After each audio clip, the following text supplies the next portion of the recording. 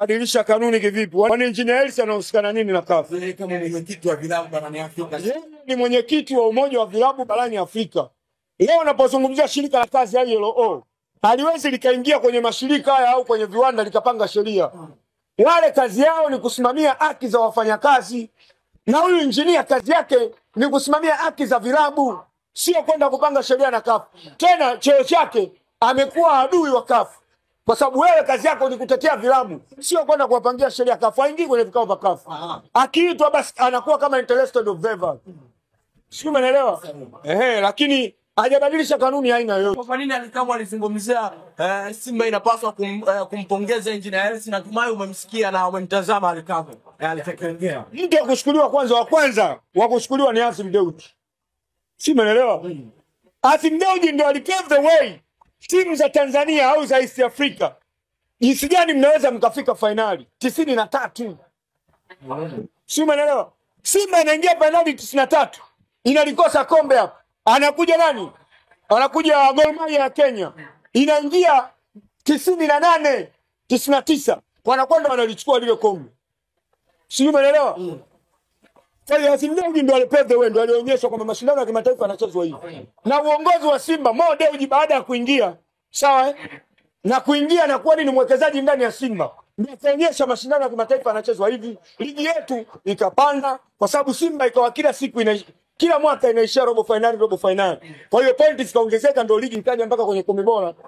Kwa kushukuriwa ni Simba. Simba ndio alipambania hii ligi, Simba ndio alionyesha njia ya kucheza mashindano ya kimataifa. Na kama engineer angekuwa anajua jinsi gani ya kucheza mashindano ya kimataifa, asingekosa goli moja hapa na Msaja. Si umeelewa? Simba na Yanga walipewa timu za aina mbili, zote zinatoka katika ligi moja.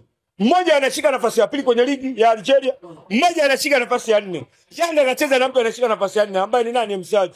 Simba amecheza na klabu Constantine ambaye anashika nafasi ya ngapi? Ya pili. Si umeelewa? Tumeenda kucheza nazo, Simba amemfunga klabu Constantine 2-0 uwanja wa Taifa. Yanga akashindwa kutafuta goli moja, akatoa sare pale. Sasa anajua kucheza mashindano ya kimataifa. Anasema ni kwa nini hajapongeza Simba? Kwa kweli nimekaje kwamba alipaswa kweli kuipongeza Simba kwenye hiki ambacho kimetokea? Jelimulo ni mtu wa mpira. Yaani wewe ukiwa mtu wa mpira huwezi kuacha kutoa pongezi. Sawa? Mangungu Yanga alivyoingia finali aliwapongeza, kina Trageni wote walipongeza Yanga. Kumbe viongozi wa Simba walipongeza, ndio that is a football fair play. Jelimulo simamona hapo. Akasema huyu ni wakati wa Simba. Huu ni wakati wa Simba.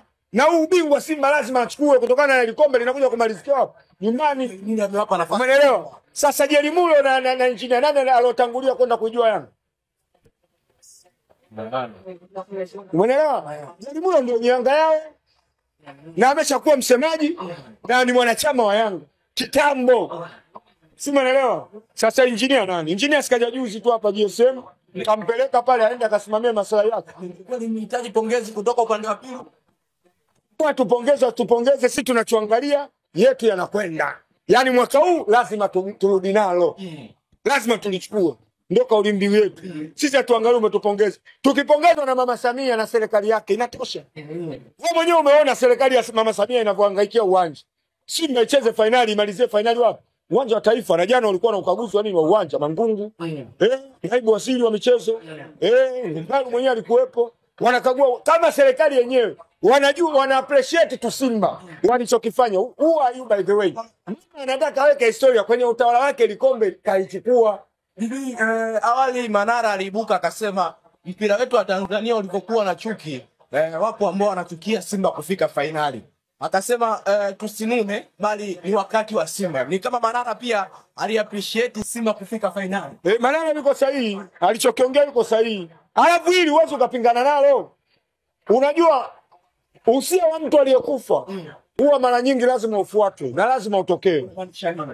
Marehemu Magufuli kama nakumbuka alipokuja kutukabidhi kombe la ligi pale, Sili ya Kagera Sugar tukafungwa 1-0, alisema nahitaji Simba muwe watu wa kwanza kuleta kombe la Afrika. Si umeelewa? Kwa hiyo Simba tuna deni. Kwa hiyo deni sasa we going to pay. Si umeelewa? Kwa hiyo kauli ya mwenda zake ndio inawasumbua Yanga, na ndio maana Yanga kuchukua lile kombe kwa sababu sio yeye aliyotabiriwa na marehemu. Marehemu amelitabiria Simba na ndio kinachoenda kutokea. Na ndio kinachoenda kutokea. Yanga wakajitia kimbelembele wanataka kupita na ile kauli. Sasa marehemu akamwambia hiyo sio ya kwenu. Mtu aliyekufa kauli yake huwa haipotei. RS Berkane. Ni timu ya aina gani? Simba inaenda kukutana nao finali, lakini pia Simba na nafasi ya kutoa ile kombe kwa timu kama Berkane. Unapozungumzia Simba na Berkane, Simba ni mkubwa kwanza. Berkane yuko chini ya Berkane. Simba ni mkubwa kwenye renki za CAF. Berkane yuko chini ya Simba. Berkane anaingia na Simba kama Berkane kama ni underdog. Alafu Simba na experience kubwa mashindano ya kimataifa. Berkane ni underdog kwa Berkane ni underdog kwa Simba. Simba ni mkubwa. Simba nafasi ya 4, Berkane nafasi ya 6. Sio, umeelewa? Alafu ukija kwenye mashindano Simba amecheza yani ana experience kubwa ya mashindano ya klabu bingwa. Ameshacheza robo finali takriban 6 mfululizo. Sio, umeelewa? Yeye Berkane ana experience kwenye mashindano haya ya CAF, ya nini? Ya Confederation. Sio, umeelewa? Ashacheza finali takriban 3 sasa hivi mfululizo. Kwa wamekutana watu wawili tofauti. Alafu wachezaji wa Simba wengi wana experience kubwa. Yupo mchambuzi pia ambaye aliongelea hili, Jemedari Saidi. Alisema kwamba wachezaji wa Simba ni bora kuliko wachezaji wa Berkane. Unaungana naye mkono? Naungana naye mkono. Kwamba wachezaji wa Berkane. Wewe unapomzungumzia Shomari Kapombe, sawa? Ana robo finali 7. Sio, umeelewa? Na finali 1. Sasa cheza mpaka African Football League.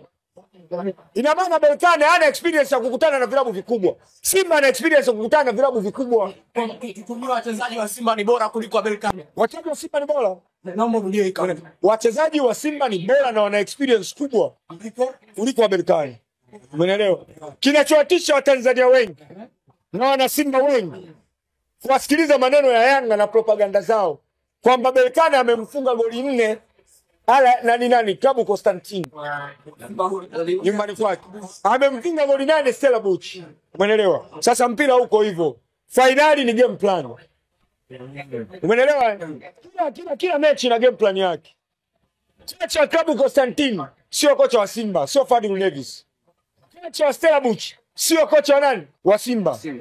Kocha wa Simba ana game plan yake, ana format zake na ana uwezo gani wa kufanya nini, wa kuplan mechi katika kuelekea nini kwenye mechi za away na mechi za nini za nyumbani. Licha kwa kile ambacho kinachoendelea hivi sasa, nilikuwa napita kwenye baadhi ya mitandao hususan kule South Africa.